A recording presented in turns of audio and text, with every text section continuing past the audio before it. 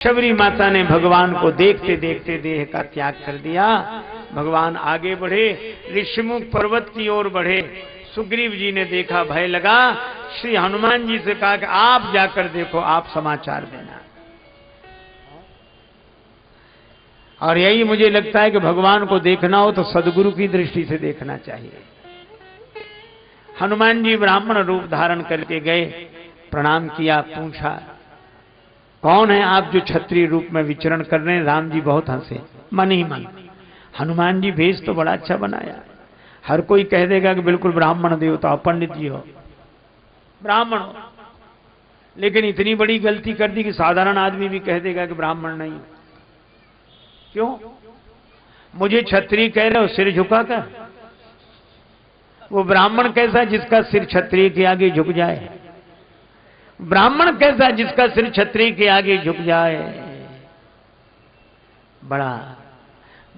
हनुमान जी भी मन ही मन खुश हुए, बोले प्रभु आपको क्या लगता है? राम जी बोले बने बनाए ब्राह्मण हो, असली नहीं हो, असली नहीं हो, फसली हो। क्षत्रिय को देखकर सिर झुक गया, कैसे? काहे कि ब्राह्मण।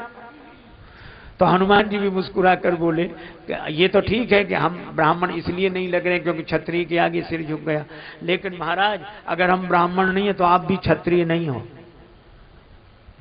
बोले तुमने कैसे जाना कि हम क्षत्रिय नहीं है? हनुमान जी बोले वो क्षत्रिय कैसा जिसका सिर ब्राह्मण के आगे ना झुके? तो आपका भी तो नहीं झुका।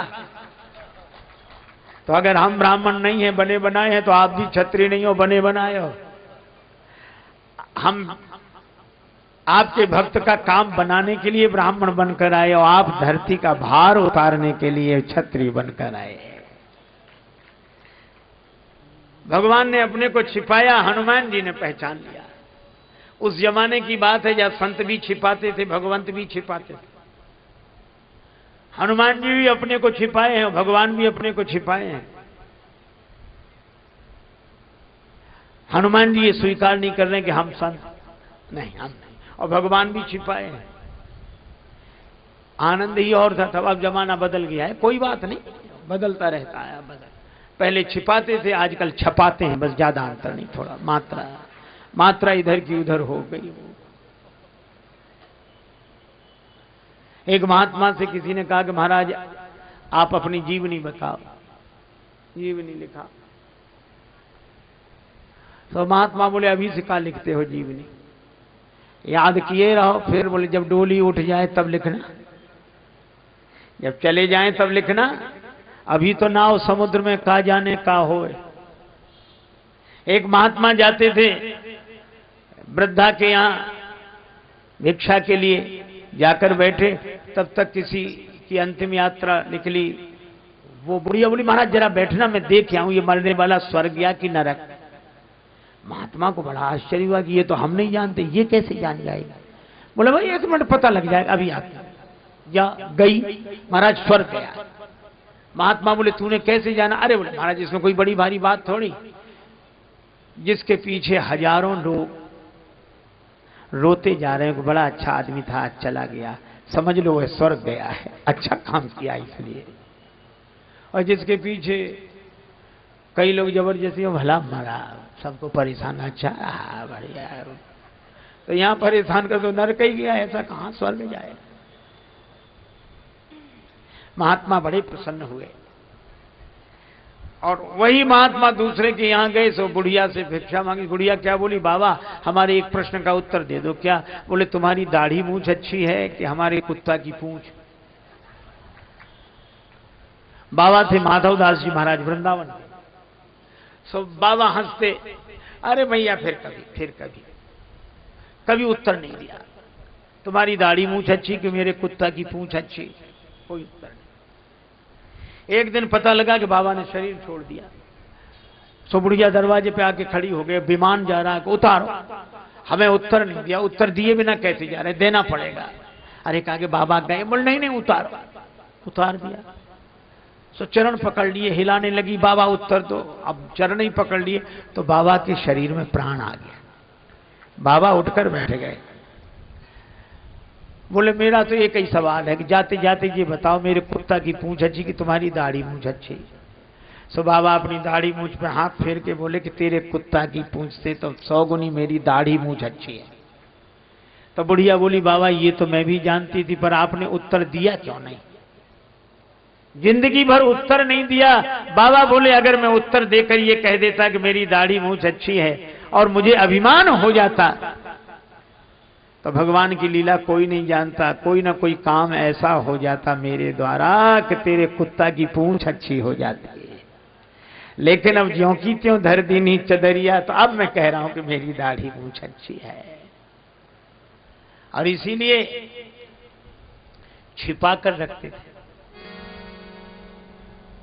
छोटा सा पौधा, उसके पास आसपास घेरा लगाना पड़ता है, नहीं तो बकरियां चर जाएंगी। हाँ, वो विशाल वृक्ष बन जाए तो हाथी बंधे रहते हैं।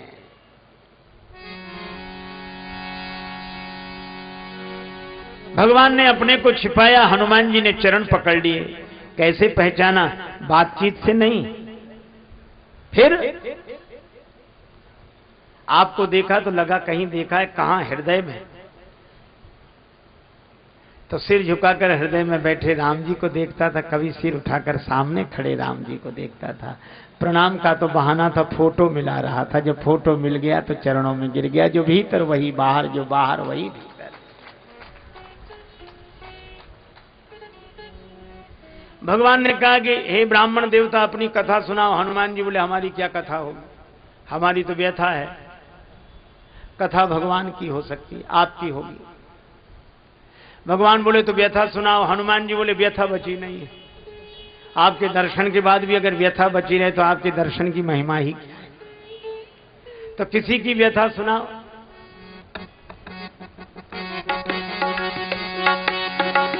नाथ शैल पर कपिपति शैल पद कपिपति रही, तो सुग्रीव दास तव आई। तो सुग्रीव दास तव आई, तेहि सननाथ मैत्री कीजे, दीन जाने तेहि अभय करीजे। दीन जाने तेहि अभय करीजे।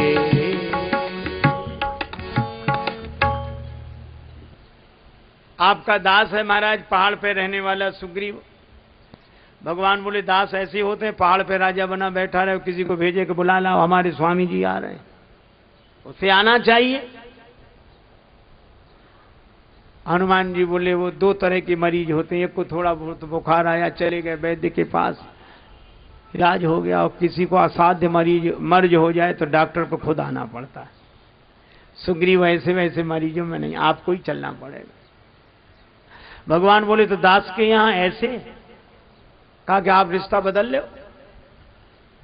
क्या करें? बोले दास को मित्र बना लो। मित्र के यहां निमंत्रण की कोई जरूरत नहीं। तई सन्नाथ मैत्री कीजिए, मित्रता करो। दीन जानते ही अभय करीजिए, है मैत्री। भगवान ने कहा पर दास की जगह तो खाली हो जाएगी। हनुमान जी बोले यही तो हम चाहते कि दास की जगह खाली हो जाए। क्यों? बोले दास की जगह दास को दे दो, सुग्रीव को मित्र बना लो। हनुमान जी ने अपनी पीठ पर भगवान को बिठाया। आप चित्रों में देखते हैं उनके कंधे पर बैठे श्री राम लक्ष्मण। हनुमान जी उड़े। भगवान बोले बड़ा डर लगता है, एक तो तुम पवन पुत्र पहाड़ की चढ़ाई गिरोगे तो हमको भी लेकर गिरोगे। हनुमान जी बोले जब किसी के कंधे पर बैठकर कोई डरता है तो दोनों आंख मूंद कर उसका सिर पकड़ लेता है कि तुम्हारे ही सिर पड़े, चाहे गिरावो चाहे पहुंचावो।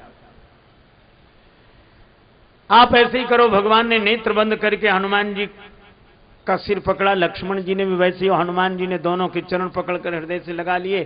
कहा कि प्रभु अब आप निश्चिंत हो जाओ, अब आप नहीं गिरेंगे। आप तो तब गिरेंगे जब हम गिरेंगे।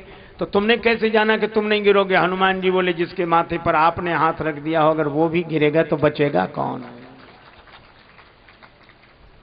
हनुमान जी लेकर आए। तब सुग्रीव राम कहूं देखा, पावक साखी देय कर जोरी प्रीत दृढ़ाए। अग्नि को बीच में रखकर सुग्रीव जी की राम जी की मित्रता कराई। लक्ष्मण जी ने कहा सुग्रीव तुम लकड़ी की तरह, राम जी अग्नि की तरह लकड़ी समर्पण कर रही है, अग्नि लकड़ी को अपना रूप बना रही है। पर राम जी बोले तीसरे को भूल गए, आग लकड़ी दोनों पवन के बिना नहीं मिल सकते। तो जैसे पवन के बिना आग लकड़ी नहीं मिल सकते, इसी तरह पवन कुमार के बिना सुग्रीव और राम जी नहीं मिल सकते। पर हनुमान जी बोले महाराज हम बीच में नहीं हैं। फिर कौन है बीच में? हनुमान जी बोले बीच में तो वो है जो पावक के बीच में है। पावक के बीच में कौन है? हनुमान जी बोले आपने ही कहा था जानकी माता से तुम पावक मां करो निवासा। तो पावक के बीच में जो जानकी माता है उनके कारण राम और सुग्रीव मिले हैं। जय जयकार हुई और हनुमान जी ने तो तुम उपकार सुग्रीव वहीं कीना, राम मिलाय राजपद दीना। उपकार सुग्रीव वहीं कीना, राम मिलाय राजपद दीना। सुग्रीव जी को राज्य दिलाने वाले हनुमान जी, सुग्रीव जी के कहने से जानकी माता को खोजने वाले हनुमान जी, और खोजने वालों में समुद्र किनारे सब ठहर गए, पर समुद्र पार जाकर जानकी जी का पता लगाने वाले हनुमान जी।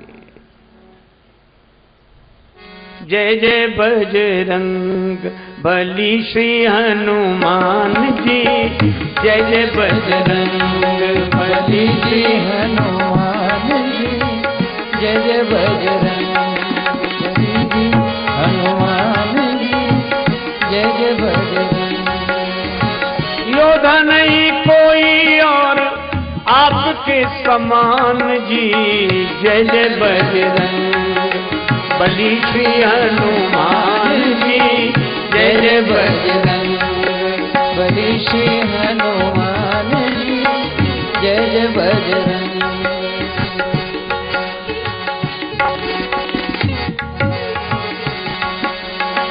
जय जय बजरंग बली श्री हनुमान जी।